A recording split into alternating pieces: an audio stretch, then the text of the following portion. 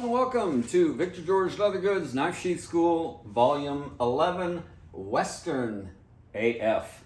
Anyway, this is what we're building today. It's a cartridge knife sheath scabbard for a Western style of a knife. Perfect for any cartridge belt, cowboy action shooting, you name it. This is the real deal. So just something a little bit fun, a little bit cool. I'm going to show you everything you need to know from pattern to completion as always, and absolutely love this novelty yet functional knife scabbard. Let's get started. All right, today we are going to build a cowboy cartridge sheath.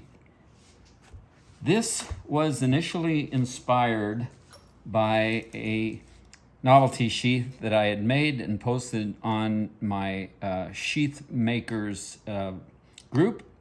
And a gentleman by the name of Andy Hedberg responded with an absolutely gorgeous cowboy rig with lots of cartridges on it. I was so inspired. I wanted to replicate something to that degree on Volume 11, and this is basically what came out of that concept. So thank you, Andy. Anyway, we're going to show you everything you need to know to build one of these yourself. They're a lot of fun, and let's do it. Pattern process by establishing the front face of the pattern by taking our knife, elevating it onto a board, and having a flush edge on a piece of cardstock. We're going to butt that knife up against it perfectly flush, and we're going to trace the blade out as accurate as we can.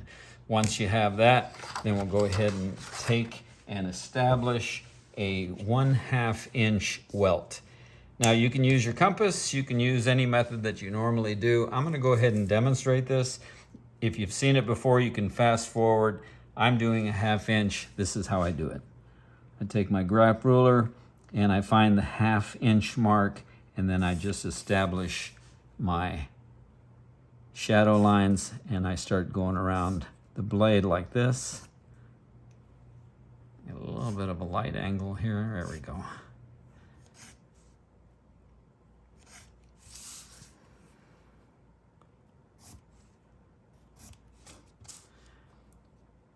What I personally like about this is it gives me a shadow line. I don't have to come back and connect all the dots, but definitely you do you on these. This is just something I've done literally my whole sheath making life. So let's go ahead and, this is a pretty good straight edge here. Take that 1/2 inch and we'll run it up. All right, now we have lots of room on each side. Obviously we don't want to go in there. And the nice thing about this is it gives us the shape of the sheath. I'm going to go ahead and cut this off, or cut this out, and we'll be right back. We went ahead and cut the sheath face out from our cardstock. We do have a 1/2 inch welt all the way around the blade.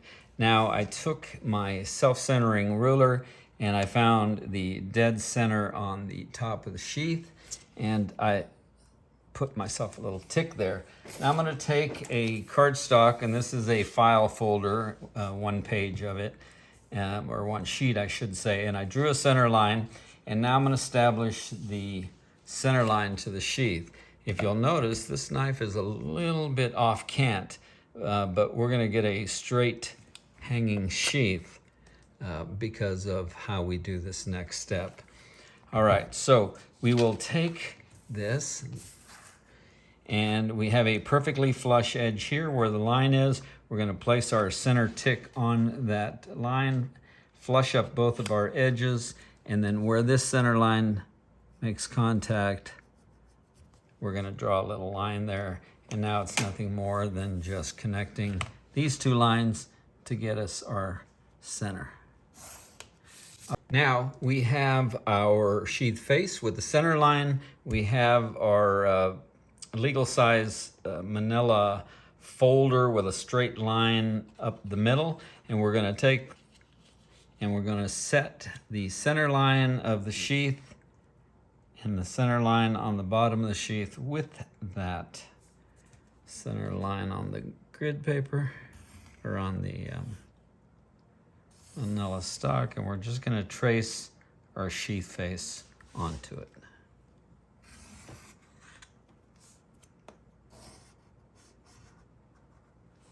All right, never mind my little stray line there.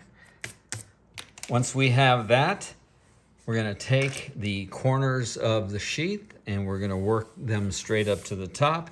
And the way I do that is by using the vertical and horizontal lines here of the sheath face and the center line. And I'm just going to run this up to the top. Again, ad nauseum, make sure all your lines are true. Because all of this will translate well into a quality sheath. All right, all my lines are good. Oops, there we go.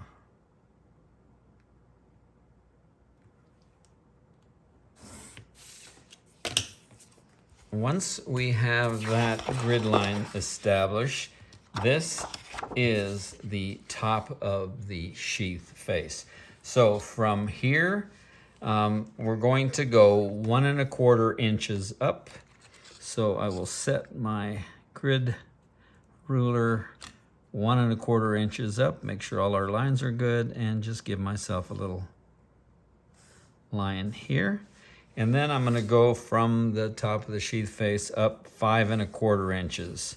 So we'll go, let me see here, 1, 2, 3, 4, 5. Okay, 5 1/4 inches. And just leave yourself a little tick here. That's going to be the tip. That's going to be this part right there. All right. Let's take a 1 1/8 inch circle and center it on that line and just do a half circle.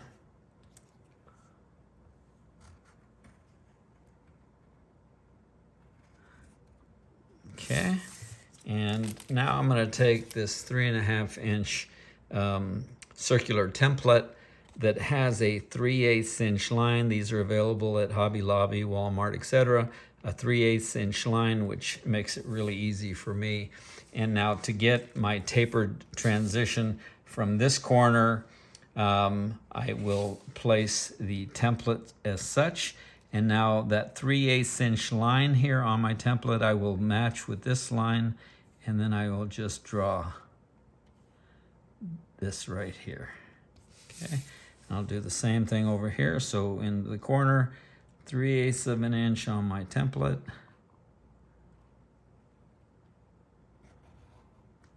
And that gives me my transition. Now it's nothing more than connecting these lines to that line, and that's how I get my taper.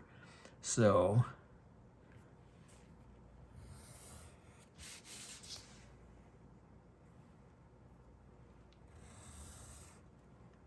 oops, I was a little off on that one. I think you get the idea. That's what gives you the taper on the back sheath. Okay, now we're going to cut this out, and we're getting close to putting this onto leather.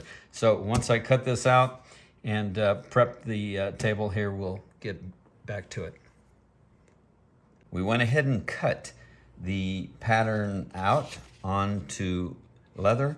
In this particular case, it is 8 to 10 ounce firm veg tan leather, and we have our back piece, our face, and our welt. So now just go through all of the different cleaning steps. Take your sandpaper or your salon board, clean those up, and now set the back piece and your welt aside for future fabrication. Let's start on the front face of the sheath. So the first thing that I'm going to do, because we are going to have our cartridges sewn directly onto this face piece, so just make sure it's a really good, firm and tight piece of veg tan. All right, so we have that. Now, the half-inch welt on this particular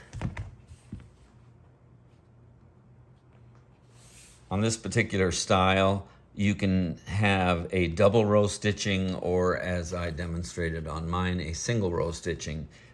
Gives the sheath a little bit of body with that half-inch welt, and that's what I like. So I establish a 1/4 inch stitch line, and now I'm going to take my 5mm stitching iron, and I'm going to establish the stitch line. I do all of this in preparatory for the actual bullet loops that we're going to sew here. So I like to frame out my area that I can work with. So I'm going to do that. Went ahead and framed the face of the sheath with a 1/4 inch single row stitching. Again, with that half-inch welt, you can do a double row. The benefit I achieve is just stout and a solid sheath with that half-inch welt. I like it. All right, so I went ahead and punched out my 5mm holes for hand sewing and used my wing dividers and framed that in. This obviously will be if you decide that you want to do any kind of a border stamping. And so now let's talk cartridges on the knife sheath itself. So on this particular one, I went with 6. I could have gone one more on top here, and I could have gone one more on the bottom, I'm sure, but that just sort of centered the sheath itself. And of course, depending on how long your cowboy knife is, will depend on how many cartridges you're going to get onto this. So let's break this down. I'm going to take these cartridges out real quick, and they are in there firm, and they aren't going anywhere until you need them. And I will show you the molding process for these cartridge loops after the sheath is done, because we're not going to mess around with this until the sheath is completed. All right, this is what we want to achieve here. A solid, firm loop stitched on top and bottom of the loop stock material. All right, show you how we do that. So the first thing is I take loop stock, and this is a 1 inch wide piece of very firm, good solid temper 3/4 ounce veg tan, and obviously is set up for 6 cartridges. From stitch line to stitch line is 1 1/4 inch. So you would take this strap, make it as long as you need for the number of cartridges that you're going to use. And then I took a 5mm pricking iron, and I established my holes. So that would be 5 of them, 1 1/4 inches apart. All right. At the dead center line, you can cut out a little window for decorative purposes, and we'll show you that in a little bit. Okay. So 1 1/4 inches on the sheath face itself to establish this type of loop stock distance. I go 5/8 inches in between the stitch line. So 5/8 in between the stitch line. And now what I do to establish where they need to go, you'll notice I have 7 holes, and that's obviously because we are going to double back tack on top and bottom of these loops. So you'll need 7 holes. And the way I do this is, again, you can figure out, as long as your stitch lines are, you know, in the sheath face, that'll determine how many you can get in there. So I just picked this spot randomly to be my first row, and in between these, so it's 1, 2, 3, 4, 5, 6 cartridge loops. So I find my center where I want it, and then I take the center tine on this 5-prong, and then I strike that. Now on each end of this 5, I take a 4mm prong, and then I will just give myself one more hole on each end of that. And what that does is it allows that stitch to be really close, and everything looks nice when you do it that way. Then measure down 5/8 of an inch, establish your center prong. This is kind of a pain in the behind, but you know, depending on how the sheath slopes, you'll need to do it this way. Once you establish that, go down 5/8 and continue until you have the number of cartridge loops that you're gonna want. All right, now what we're gonna do is we're just gonna sew this on there. The very first one is very easy to sew on, obviously, and we're gonna start at this hole here, and then we're gonna back tack to the top, work our way down, back tack at the bottom, and then it'll get a little tricky, but I'll show you how to manipulate this to sew the cartridge loops. All right, let's get started. So we sewed the very first and the easiest end on, and back tacked both sides as we discussed previously. Now, a couple of very important things is, number one, make sure you cut your strap to a good solid 1 inch. I am a little bit tight on these end punches because this is not quite 1 inch thick. Also, make sure that you edge and burnish the top and bottom of your straps.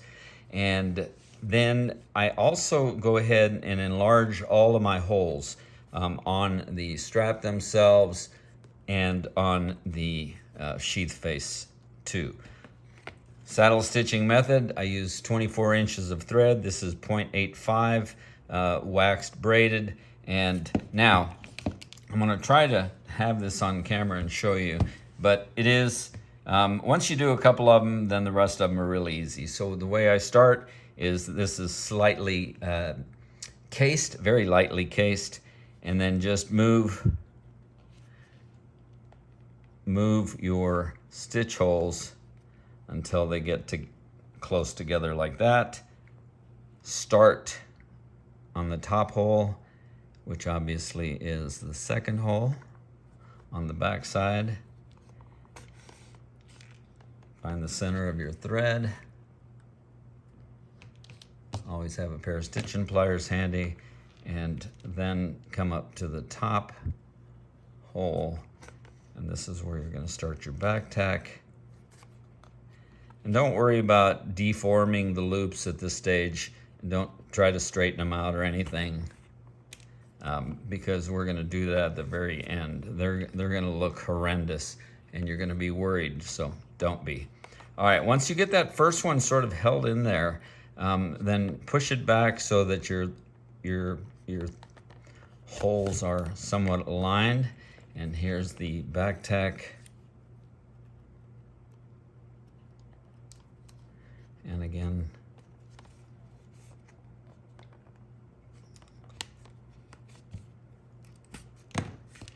and once you do a few of these, it won't seem as daunting, I promise you.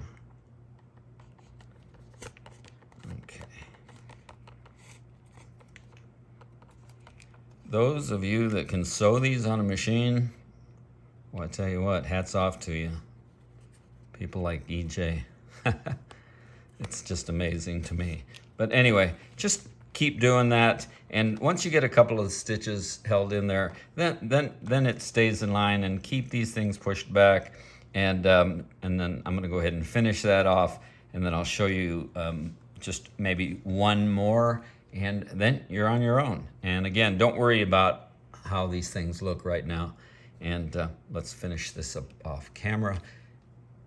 We sewed the second loop on, and now we're coming up to our back tack. So we'll go through that outside hole.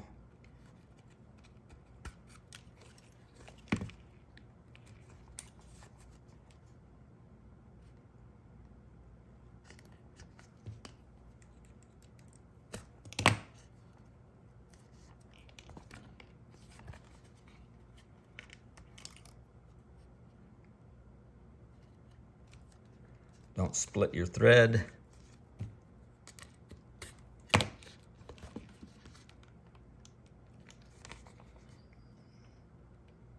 And once you get a couple of those stitches started, they line up very nicely.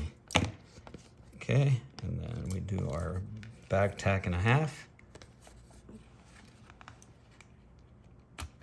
Cut and burn now if you like, and then set up the strings for the next one. I do a separate saddle string for each one. I want each one of these loops to be super snug, and again, don't worry about the deformity on these things. And we'll get that thing sewn up. We finished sewing the loop stock onto the sheath face, and as you can see, we have a little bit of deformity, a little curvature. Don't worry about that. Now what I do is I take my spray bottle. This one is one of those industrial bottles from Home Depot, and I'm telling you, these work really, really nice. With one big spray, you can moisten just about a large area.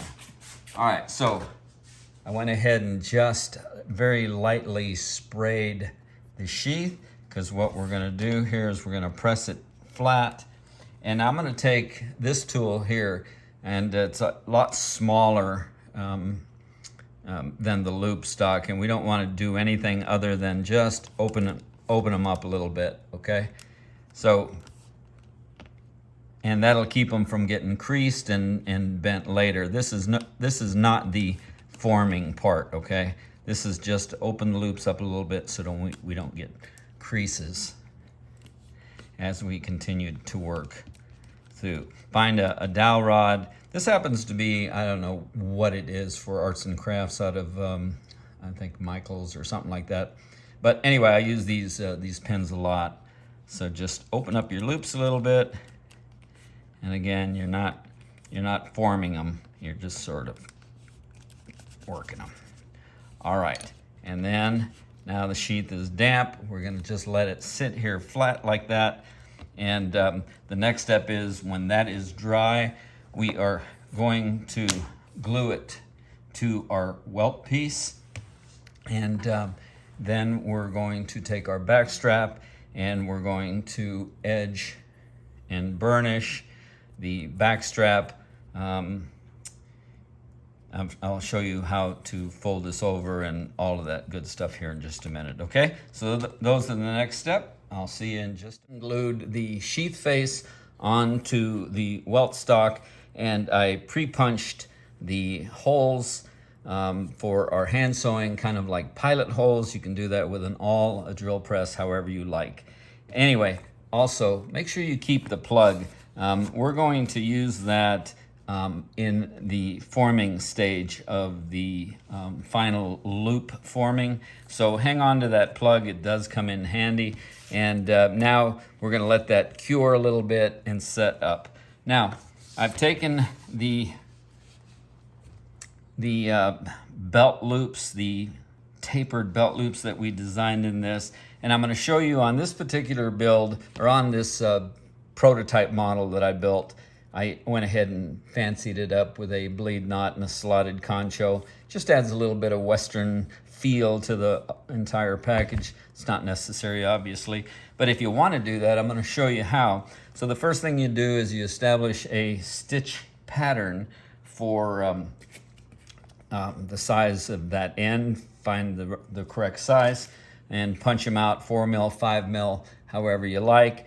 And then if you're going to use the slotted concho thing, we're going to go ahead and cut 2 1/2 inch slots with a craft tool, 1/2 inch, basically right in there. Now what I do is I set this down where I want it. Now this will fit 2 1/4, 2 1/2 inch belt. If you need it for a larger cartridge belt, then obviously in the pattern phase you might want to extend this up a little bit. So that'll be something you need to take into consideration. All right, so the first thing I do obviously is set this down in a good line that I want. I'll take a sharp pointy awl and I'll just give me some holes or some little marks on the backside where I'll know eventually where to glue. Now for the slotted concho, once you have established where that's gonna be glued and sewed to, you'll take a 1/2 inch piece of saddle string or oil tan, and you run it through the slots here. And then once those are run through there like that, then you will glue and sew this piece down. Once that is completely glued and sewed, then you can take the slotted concho of your choice and obviously that would be glued and sewed down to the bottom. And then you'd take and cut a bleed knot in there. They're all over the internet. I think I've got a couple in my tips section on how to cut a bleed knot. I use these tools to cut the slits for my bleed knot, and there's plenty information out there, and that, you know, gives it a little bit of a Western look. So that's one option with that one. On this one here, I am just going to sew that down. I'm going to do that off camera, and you know, good opportunity to put a name, maker's mark, or, you know, whatever you want. This is your call. So we're close. Went ahead and folded the flap over, glued and sewed it. If you're new to the leather game and you don't have a maker's mark, just go to Tandy or those type of stores, Springfield Leather Company. Get yourself some stamps indicative of a leather trade or an initial set, and just stamp you as the maker for your work until you can get your own. Nice little touch. I went ahead and glued and trimmed the welt onto the face piece. I sanded it ever so slightly flush. Gives me a little head start once I start gluing and sewing this together. I will do that next, and I will show somebody, I promised, the back tacking method that I use on my sheaths. So when I sew my sheaths, I usually start from the very center bottom and work my way up to where I back tack in that position. So that's what I'm going to do. I'm going to start down here at the end, and I'm going to use 1/0 braided thread. I use a wingspan. I will do 2 sections of thread saddle stitched this side, and then fresh thread on this side, back tacking both at the high stress areas. So anyway, I always start at the very tip. You don't have to back tack down here, and set up your threads, and then just start sewing.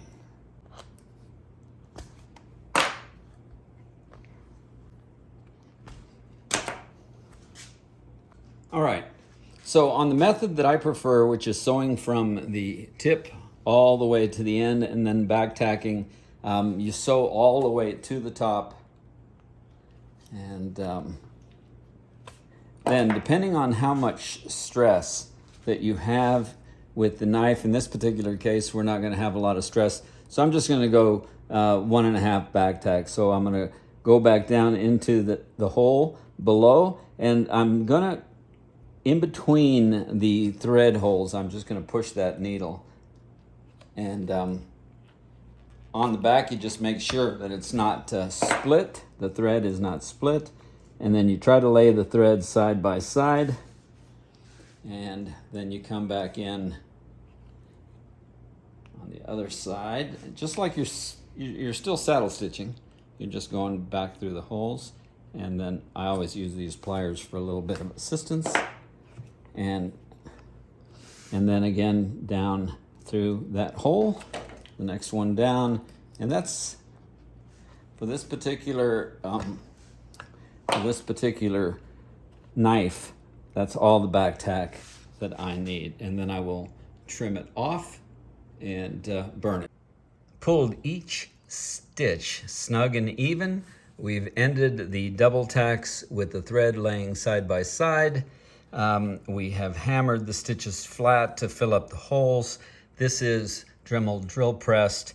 I challenge anybody to tell me that that doesn't work. So I want you to know that you can use these methods and get a professional result. Okay? So now a couple of things that I do before we're going to mold the loops is I sand my edges, and I use flap wheel sanders from 60 grit all the way through 240, and then I hand sand to whatever I want. These are available at Grainger.com, any size that you need.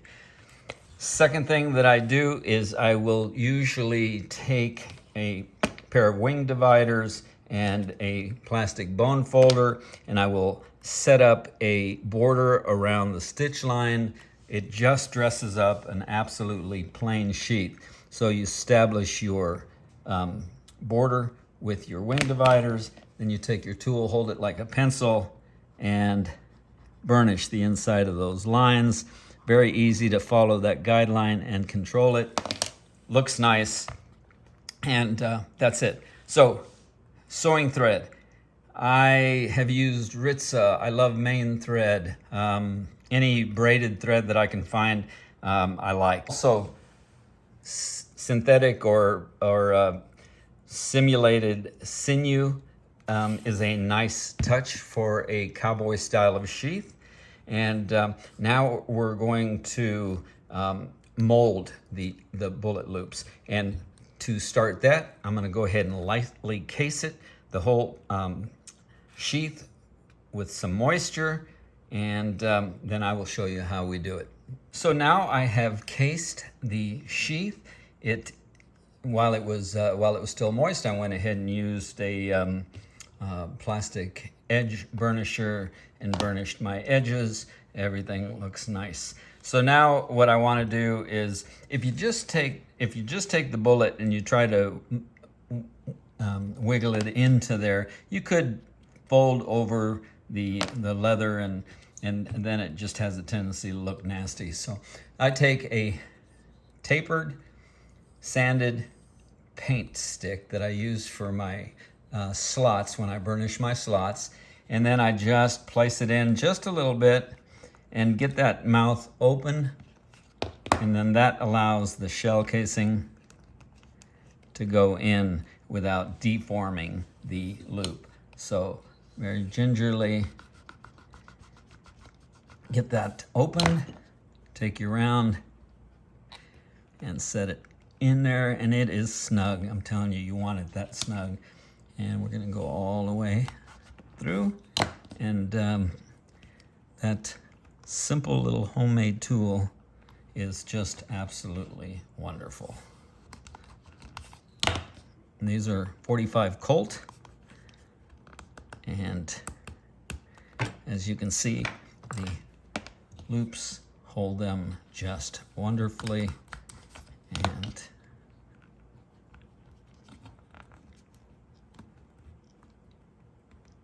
there we go. Now we're going to let those sit in there. I put the plug in there, which helps when you try to push down onto the sheath. Go ahead and place the knife inside there, and we're just going to let that dry before we take it to the airbrush station and just do a coat of dye. And that's it. Cowboy cool. All right, this is my dyeing and airbrush station. I usually use a dip dye method, but I have in the past 6 months upgraded to a Harbor Freight Central Pneumatic. I think I paid 85-ish, somewhere around there. I get these little jars with a 30-degree siphon on there, and the little cap covers so I can maintain the dye integrity. So I'm not a professional, and I don't claim to be an expert, but I will, as I promised, show how I do this. So I take whatever dyes I want to use, golden brown from Thievings, and alcohol, mix it to whatever shade I want. I, first of all, mask up. This stuff is really, really dangerous when it's atomized. It just goes in the air and right into your lungs, so mask up.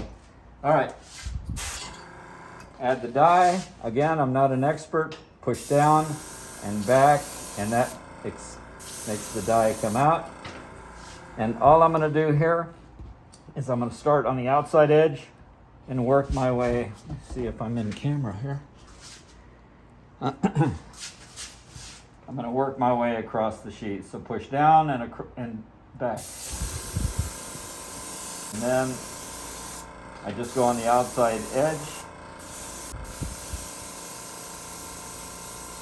And it gives you very nice coverage. Again, normally I'd do this outside with cross ventilation, but it's 112. So, and the closer you get to the item itself, the more coverage you're gonna get. Okay, I'm gonna go back to the front here, and then I'm just gonna darken the sides. You can use a darker dye,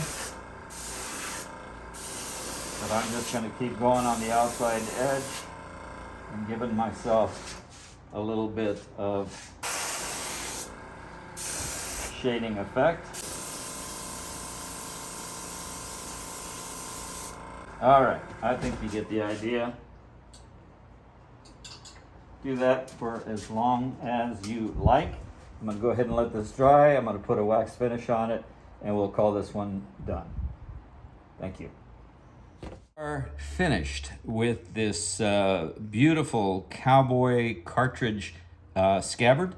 I really enjoyed this build. I hope you do as well. This thing would look great on any cartridge belt in cowboy action shooting, or just something fun to wear.